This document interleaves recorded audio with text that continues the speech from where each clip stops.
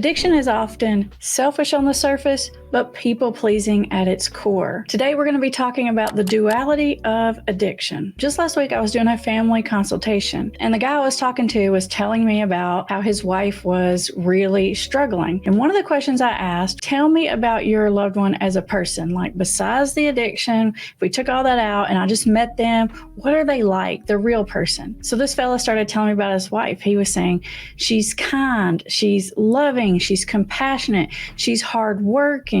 She really is a lovely person. I have so much admiration and respect for her. But when she drinks, she's antagonistic. She starts fights. She follows me around the house. She argues with our children. It's like she's the complete opposite of who she really is. Unfortunately, the story that this guy was telling me is actually the norm. This is what I normally hear from family members. It's so hard to reconcile how on one hand, someone can be so selfless, giving, understanding, compassionate, and on the other hand, be selfish and irritable and manipulative. It's really hard to pull those pieces together. Now, you might think to yourself, well, really, it's the people-pleasing that's a mask, and these other behaviors, that's what's really there. You know, they show who they really are. But that's not exactly the truth. The truth of it is, we all have all those characteristics inside of us. For those of you who are new here, my name is Amber Hollingsworth, and you are watching the YouTube channel Put the Shovel Down. That stands for you hit your bottom when you put the shovel down, because we don't believe in waiting till you or your loved one hits bottom to try to do something about addiction. We're here to make sure you understand addiction inside and out so that you stay 5 steps ahead of it. If that's something you're interested in learning about, consider subscribing. All right, now back to our topic. I would say in the majority of cases of people I work with who have addictions, I find them to be very kind, generous, charming, loving, considerate, selfless almost all of the time. However, because they have these wonderful traits in such large amounts, that often leads to a lot of self-neglect. This is where the people-pleasing behaviors come in. Of course, we want to please other people, and there is nothing wrong with compromising or trying to do something nice for someone or even trying to make another person happy. But if we're pathologically doing that to the point that we're always putting our needs on the back burner, it almost always leads to some sort of self-sabotaging behavior. In some regards, it seems like people with addictions really just don't care about how their addiction is impacting other people around them. Sometimes when you hear about the things that happen in families, you think to yourself, how can this person do this to themselves? Can't they see how this is affecting their children? Can't they see how they're ruining their life? But when you talk to the person, what they usually see is that they're constantly self-sacrificing.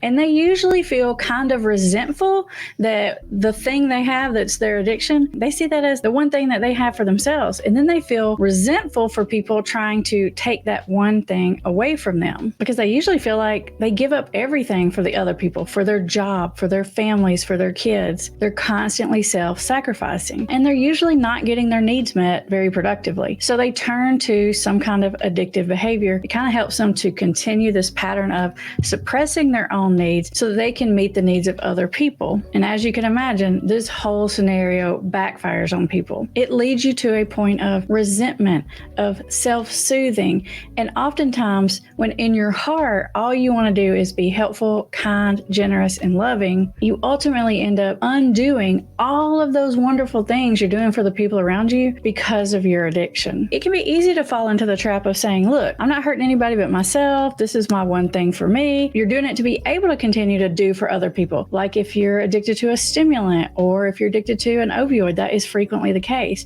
You may push yourself to such a degree you think it's not humanly possible. So you're bringing on these other substances in an effort to push yourself beyond normal human limits. And so you could imagine how easy it is to get stuck in this cycle. Now that we've talked about the first part of the cycle, let's move into the second part of the cycle. Because when you're in your addiction and you do those things that end up hurting the other people that you care about, you get full of shame and regret, and you start to really dislike yourself, which can actually cause you to amp up your people-pleasing behaviors like you're trying to make up for it, which is in turn only fueling the addictive behaviors. It's like a self-fueling loop that we can get stuck in. And then other people start to come at us and be aggravated at us and want us to change and want us to give up things. And then, like I said before, we're resentful at them because we feel like, dude, I do everything for you and it's never enough. And this is my one thing. Why don't you just leave me alone? And so people become more and more and more isolated and shameful, at the same time resentful, and you're just full of all these mixed up emotions. Earlier when I said it's hard sometimes to look at people from the outside and say, why can't you see this? This is why they can't see it, because they're swarming with all of these emotions. So frequently in the work that I do with people, what we end up having to work on is how to say no, how to ask for what you really need in a productive way. If you could see inside those sessions, you would see it sometimes looks crazy, because I'll coach people through, okay, how are you going to set that boundary? How are you going to ask for that? How are you going to say that to your spouse? And the answer they give me usually go one of two ways. They usually either go more into the people pleasing and they sugarcoat it so much that their ask or boundary or request is like completely not even obvious, like the other person would completely miss it. Or because they're not used to setting boundaries or asking for things, they go super harsh. And I'm like, whoa. So it can be really foreign if you're a people-pleasing type of a person to find your middle ground and learn how to care about yourself while at the same time caring about others. I know deep down inside you are not doing this for selfish reasons, but at the same time, I have to acknowledge that it's causing you to undo all these wonderful things and all these wonderful gifts that you're giving to the world. Because trust me,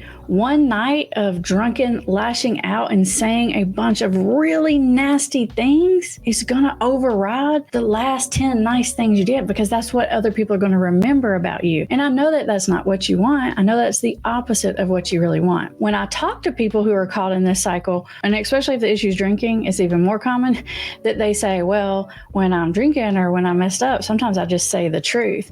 And they feel sort of self-righteous and they say, oh, I just let them know how I really feel. But that's not really accurate. Maybe you're letting out some of these negative feelings that you're having, but you're doing it in a very hurtful, toxic, kind of magnified and skewed sort of way. It's not like you're all of a sudden healthily stepping up for yourself and asking for things and setting boundaries. Usually the person is saying mean, nasty things, being instigating, bringing up every bad thing the other person ever did. It is completely not productive. In order to deal with all that shame that we feel about it the next day, we tell ourselves, well, the person had it coming, because we've built up all these resentments. But we have to realize that we have done that to ourselves. We have to put the responsibility back on us and let go of that resentment that we have towards other people and realize, hey, we trained other people to treat us that way. We set the scenario up, and we can't be lashing out and being nasty to other people because we've let the situation go on that long. It's up to us to learn how to step up in our life in a really healthy way, which can be hard because most of the time these people-pleasing behaviors, they go way back, as in way back to childhood, especially if you grew up and you were in some sort of parentified type role. Maybe you were the oldest sibling. Maybe you had parents who had issues, drug issues, mental health issues, or other issues. Or hey, maybe you came from a great family, but you always were like the helpful child, and that was validated over and over and over in you. Somewhere in your childhood, you learned this as a survival skill, but ultimately that has taken over and it's worked against you. Now, the answer to that obviously is not to be ruthless or demanding, but it is to learn how to balance your needs with the needs of the people in your life. And there is a way to do that. If you're relating to this, I would love to hear all about that in the comments. Not only does it help me to read your stories, but it helps the other people who are reading those comments to relate and connect. As always, there are additional resources for you in the description, and I'll see you in the next video.